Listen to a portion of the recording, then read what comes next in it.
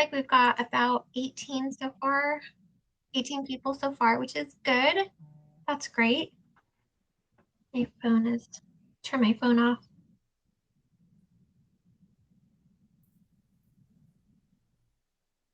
Good. All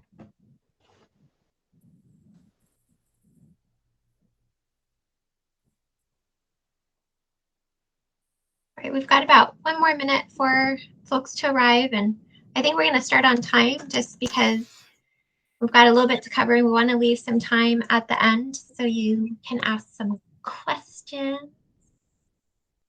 Um,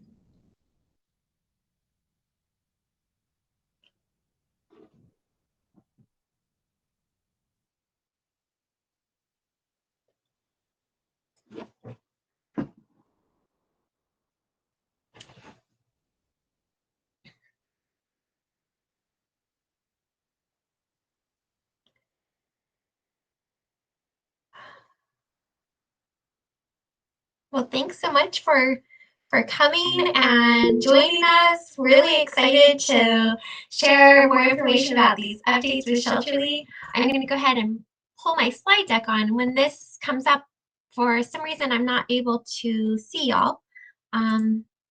So Trevor, just holler out if anything comes up. I just put this in present mode.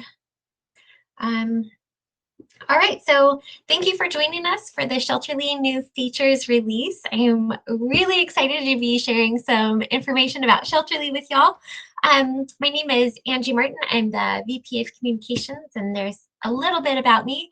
I joined the Shelterly team a few months ago, and I'm just really, really excited to work with this incredible program and incredible people. Trevor is also on the call, and as you all know, he's founder of Shelterly and just really the go-to for all of our changes and updates. So he's going to have some time at the end of our talk to show us how to integrate watch duty, which is super, super fun. I'm going to talk really quickly about Hotline. And you know, for those of us who have used Shelterly during incidents, I apologize for this, but I always like to start at the beginning just because that helps us get to where we want to go, right? So the Hotline module, it just allows trained operators to create service requests quickly and accurately during emergencies. And these updates that Shelterly has just gone through are incredible. The new features that we're going to demonstrate in just a few minutes are, the first one is easier to find and update existing service requests. So, you know, when we were previously entering in service requests and you'd not use the search button feature, and then you'd get to the end and you'd have to go back because you had found out you were creating a duplicate SR. That is at the beginning now. It's really, really efficient. And then there's also a way to find a matching owner that's really simple. It's in the beginning. We'll have time for questions at the end of our talk. So without further ado, I'm going to hit the escape button. And let's just, like I said, start at the beginning. We were looking on watch duty today, and we noticed that in Arizona, the Bryce Fire is going on right now. And, you know, from the onset is, you know, we use watch duty for the most part, or Nixle, or we get our alerts, or we're watching the news and we find out something is going on. We get a call from our leads and we're activated. And that always goes through my brain or my mind of, well, what's next? And once I'm activated, the first words I hear in my mind are, what do I do? Like, what do I do? And so that's why I want to start here, which is that, you know, if we're saying that we're activated and we, you know, can see on watch duty that this is happening, the first thing we do is we go to Shelterly, right? So this is Shelterly's new website. If you haven't already, I encourage you to check it out. The way that I always get to Shelterly, I know you can type in app.shelterly.org, but I just always go to the website and click on Launch Shelterly. When I get here, I enter in my organization. I am with Shelterly, and then I enter in my incident. And our incident for this evening is a training incident for a test or for the Bryce Fire. And so if I come here and select the incident, this is the home screen where Trevor is going to show us how to set up watch duty, which I can't say this again. I'm super excited about that. So the first step is that we go to Hotline, right? And we're going to wait for calls to come in. And what happened was during the fires in Los Angeles was something very different, and it was super efficient. We had a transcriber, an application that worked the hotline calls for us. So we got them in batches from the Shelterly team via email. And one of those looks like this. So can y'all see my screen if I blow this up just a little bit? So if we're looking at hotline operator number 1, this is pretty similar. I copied and pasted this and changed all of the information from the Los Angeles fire. So it gives the voice message from caller with the phone number and then the date and timestamp. And you can see here that this man's name is Mike Green. He lives here and he needs some information or he needs us to create a service request to go and get his cat. So if I just take this address, 11750 Iris Street, I know that that's my first information I'm going to put in. So we're going to make sure we're clicked on hotline. We're in the right incident. We're going to go to owner calling and we're going to type in 1156. I forgot the address already. So I'm going to go back. 11750 Iris Street. 750 Iris Street in Pima. That's exactly where we're at. So if you're looking at your screen right now, if it's been a little while since you've used Shelterly, you're probably noticing these two really cool little boxes down here, use matching service request and use matching owner. If this address already had a service request attached to it, it would show up here, which I'll show you in just a second. Or if it had an owner at this address, even if they didn't have a service request, if it was already entered in from a previous incident, it would show up here. So because nothing is entered in, we know we're not duplicating any service requests. So we're going to go ahead and click on next step. We're going to enter in the owner's name. And if I come back here, his name is Mike Green. Back in Shelterly, Mike Green. And his phone number is 123. I'm just going to copy that because it's super simple to do. And I know that the owner's address is the same as the service request because that's what it says in the message. So I'm going to keep this little box here clicked. If there was another owner, I would go ahead and click on add another, but there's not. So I'm just going to click on next step. Now I'm going to enter in the animal name. If I come back to my message, it says that his cat, Gracie, is about 10 pounds. She's gray and white with green eyes.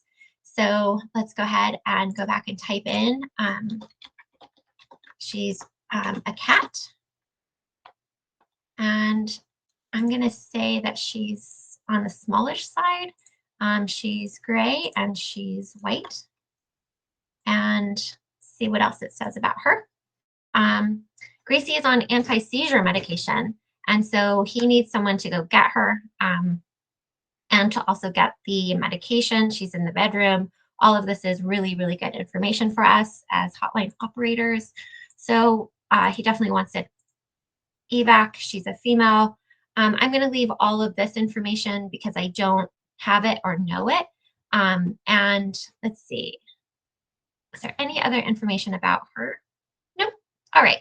So these are the animal notes and the medical notes. We definitely want to enter in that she's on anti-seizure medicine. So we'll go ahead and copy that and paste it in. The date that she was last seen, we don't have that information. The number of animals is 1. If we wanted to add another animal, we could click add another here and begin entering in the next animal in this service request. But because there's only 1, we're just going to click on next step. And the priority is most likely going to be urgent because she's on anti-seizure medicine and we don't know how long she's been without that. The service request follow-up date, I'm going to put that as today because I just want to make sure that they get it and we'll go out today. And then all of this good information here I'm going to go ahead and copy it and then paste it into the instructions for field teams because we can. And so I'm just going to say retrieve medicine, which is on top of the counter next to the bowl. I can delete all of this.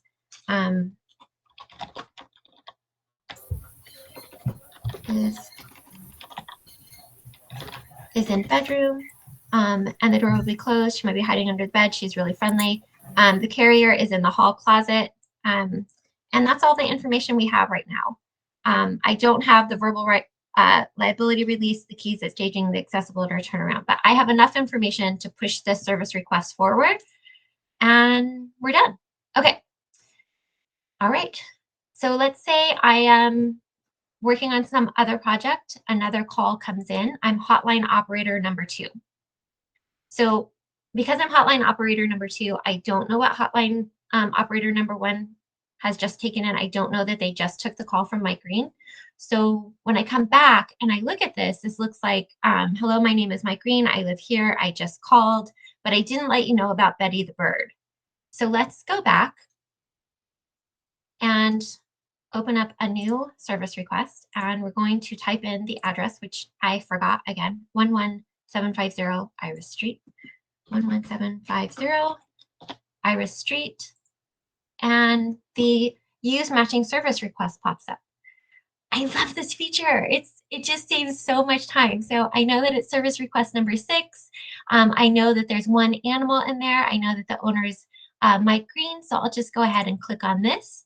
So now we can just move forward. All right, if there's another owner information, if, let's say his wife called or something else like that, we could go ahead and add another, but we don't need to. We can go right through this. We know that it's Mike Green. Go to the next step right here. All right, so now we get to the current animal information. And this screen is grayed out, so I can't edit or change this existing animal information unless I click this box here and go into edit mode, which I don't. I want to leave Gracie the cat here.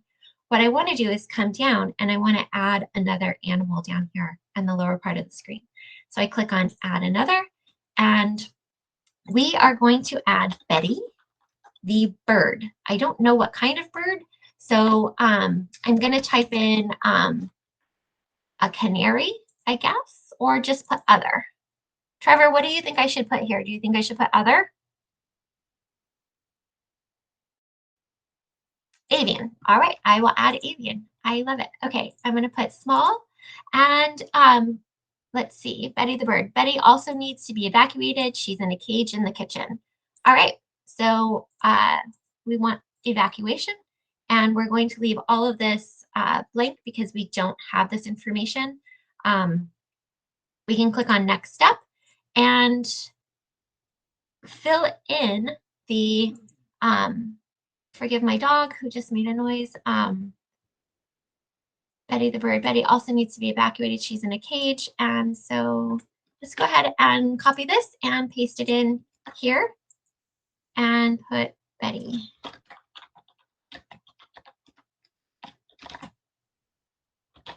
All right. So that's how we update an existing service request. It's super simple compared, like it was good before. I felt like it was good before. It was rhythmic before, but now it's just so much more efficient. So if we finish and update the service request here, now we are finished with those 2. So if we received a third phone call, hotline operator 1 is back on, and we received a call from Jeff Smithers, and he lives here. He has a dog that needs to be evacuated. Her name is Spot. So let's go back and go ahead and go to hotline and owner calling, and we're going to enter in his address. 11359 Bryce Eden Road. I can remember that. 11359 Bryce Eden Road. It just pops up. And now we see that there's no matching service request, but there's a matching owner. And this is super helpful, especially, if we're talking to Jeff Smithers on the phone, we can, ask him if this is his current information, current phone number. We would click on him and go ahead and click on next step. We could then update his current information if his phone number had changed from, the last time we talked to him. And go ahead and we're just going to assume it's the same and click on next step. And here's where we're going to enter in his sweet little dog named Spot. She's about 25 pounds. Dog. Angie, while you're doing that too, the scenario that we're describing is that you've previously evacuated this individual. So that's how their information got in there, is that you've evacuated them maybe 2 years ago. We've retained them so you don't have to re-enter all of their initial information, and you're able to reuse that owner to do a new service request. In the future, we're also potentially going to figure out how to reuse previous animals, so that will even reduce that burden. But this is the first step in that process, to reuse information that we're already gathered, to make sure that we're streamlining the process. I love it. I love it because it saves hotline operators time so that, especially when we're overwhelmed with phone calls, we can get all of the right information in. I love it. So if we come back here to Spot, she's black and white with a spot on her face. So let's see, she's black and white. If I just type in W, it goes in there. It's a female, and that's pretty much all the information that I have about her. I do have some, she's almost 12. So let's go ahead and enter in that she would be a senior. Other than that, you can go into my house. Can someone meet me at the shelter? So we're going to copy that information. We don't know the date last seen or the microchip number. If there was another animal, we would go ahead and click add another. The next step is here. Instructions for the field team. Go into his house. It's unlocked, and someone can meet him at the shelter. All right, so those are the three scenarios that we created to kind of demonstrate the new format to Hotline and how this can work. So Trevor is going to take it over from here to share more about watch duty and getting that integrated. And then we will open this up for questions and answers to walk you through it again if you need any other information.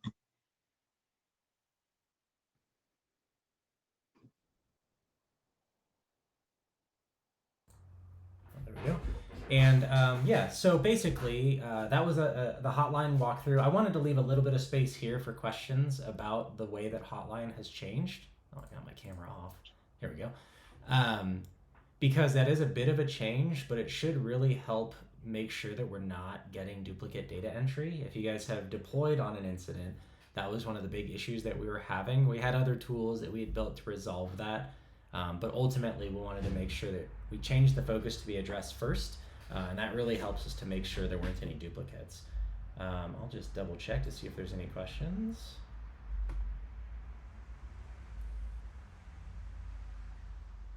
Awesome, I don't see any yet. So I will come over here and start sharing. So, as Angie mentioned, we have the beginnings of Watch Duty integration, which is pretty exciting. It's kind of the foundation that allows us to do future work, which I'll talk about at the end.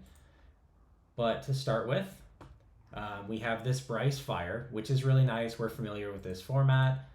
We're able to see all of this information and see all the updates. Look, here's an update that just came up. They will be available eventually once I can get the pricing down on the hats. But this is the usual way that we go through. And as Watch Duty has continued to evolve, there has been more and more data in this platform. And I'm not a guy that likes to reinvent the wheel, and so I want to leverage the good work that Watch Duty is doing, because we're kind of sister applications and that we're both in this nonprofit space. And so the first step of this is allowing us to integrate this information, the kind of the summary information, into the Shelterly dashboard. And so the way that that functions is, actually I need to share a slightly bigger version of my screen here. is if you have a organization that's been enabled. So after this, if you guys want to reach out, we can allow you to do this or not. It's organization by organization because we need people to actually see how to do it first.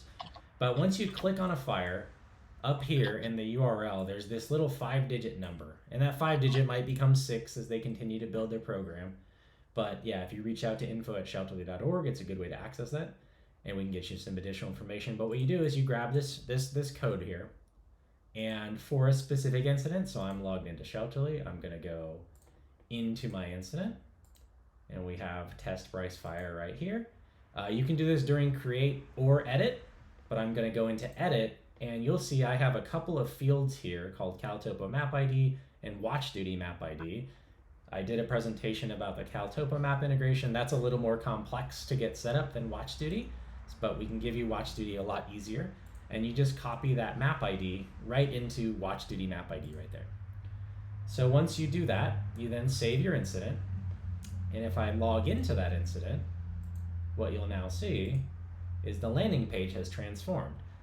And so now you have all of the watch duty summary page directly integrated into Shelterly. Again, this is somewhat similar to having both tabs open, but it's a nice way to kind of have a constant reminder as you land at this homepage of being able to check out the current state. This is the first version, so this is just kind of our testing ground. I'm working with WatchDuty to do further integrations. And what that will look like is you can imagine this is good information on the side, which is more of how you keep up to date with the incident. What I, as the map guy, is really interested in is all this information on the map itself. And so the reason we wanted to start visualizing it here is you can start to see, this is showing the fire boundaries, it's showing red flag warnings, it's showing evacuation zones. All of that data they're curating, and what we're ultimately shooting to do as the integration continues is to take that data, and you could very much imagine that becoming the background to the rest of the maps inside of Shelterly. So this is the first step, like I said. That does not happen now, but that's the direction that we're going, and we want to continue to get that available for folks and to play with those features because we can see what the value is. In the meantime, it's at least a good way to kind of drop in, gather some information, have that reminder of where the fire incident is, and we also already have to create that integration to allow me to get that data out of their incident, and so that was the easiest first step before the fire season kicked off to get that integration in. So exciting, cool new feature. If you guys are interested, reach out to info@shelterly.org and I can get your organization turned on. Additionally, on top of that, the Caltopo one, which you guys saw, if you guys are a Caltopo team, if you already have an account, we can get you set up really easily. If you're interested in figuring out more about the Caltopo integration, reach out to us and we can talk to you about how that works. I know there's a couple of teams that are going to be doing it this season, which is, I think, going to be really, really useful. And, that's kind of our goal here is to make sure that we're providing a platform that is enabling the teams to do the important work y'all are out there doing. And that is with the apostrophe in there, that y'all. So that's kind of what we wanted to cover this evening. The other thing we kind of wanted to talk, actually, I think we got some questions. We covered the Shelterly hats already. There was one question about, which Christina answered, Kathy asked if there were any issues using the transcriber app and accepting the assignment without getting a verbal release. And Christina answered it perfectly. It's just said, our hotline operators for the LA fires called every single person back for a service request, and we did. So it just gave us a buffer to make sure that we had all of our information and what information was missing so that when we called them back, we could then, if we needed that verbal liability release, we could double check that then or, other information. So it was nice. Like Christina said, it worked really well. It was efficient. It was super efficient. Yeah, go ahead, Christina. The other thing that we found with the LA fires, at least with Pasadena, which was where I was the entire time, is we had people that weren't trained in Hotline running Hotline. They were the dispatchers and different people that worked at Pasadena Humane, and they learned the program really hard. But the thing that really affected them taking live calls as hotline operators was the emotionality of it. They were evacuated, they had lost their homes, and they're talking to these people answering the phones. You guys know, you pick up the phone, you don't know what you're going to get. And we had one girl, she made it about an hour and a half, 2 hours before she completely broke and had to go home. Well, go to her hotel where she was staying. And so I really liked how we modified the Palisades Fire to have the transcribing, because the hot ops people just felt like, I know what I'm getting into. I'm in control of the conversation. I can kind of guide where we're talking to. It doesn't take all the emotionality of it, but it kind of gives you, it preps you before you pick up that phone. So that's all.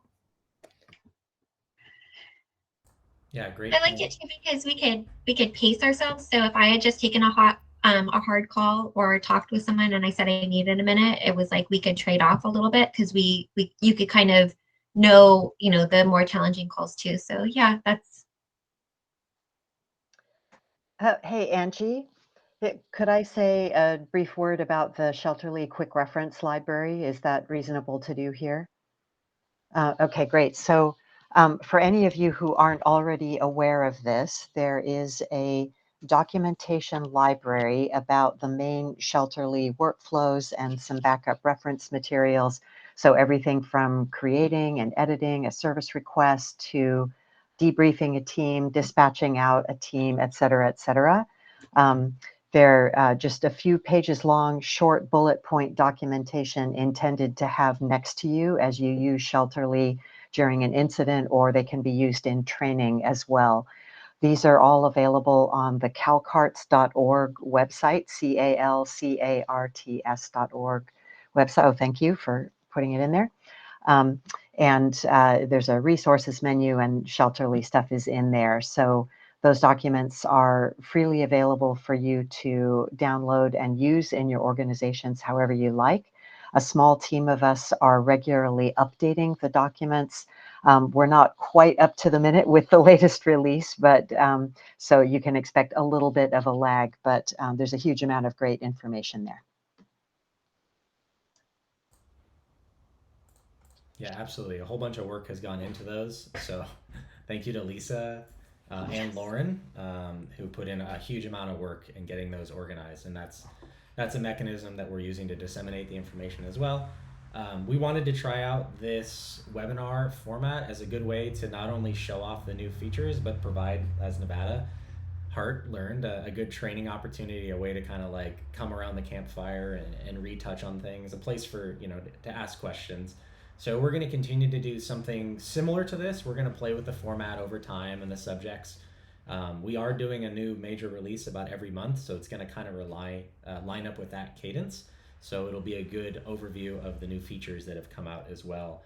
Typically, is what we're going to be targeting to do, is to review the new important features that are going to be like, oh, that's weird, I don't remember it looking like that. That's kind of one of our main keys, is we're trying to get rid of some of that surprise factor when you load up Shelterly.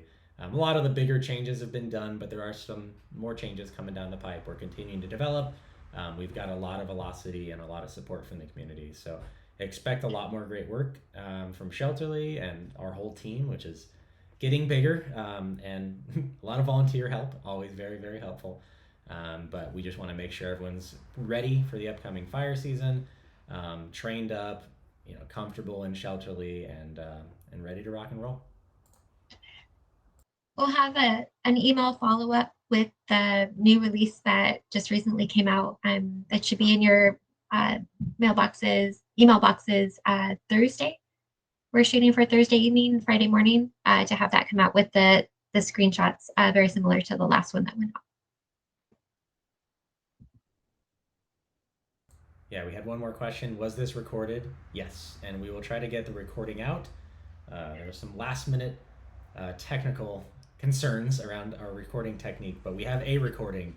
The future ones, I think, will be in a better format potentially, but we do have a recording locally over here.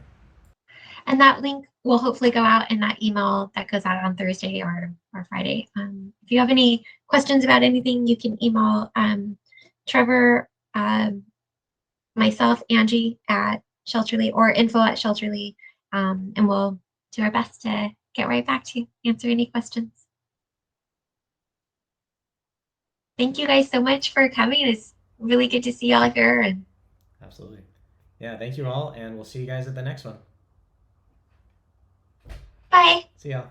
Thank you. Bye.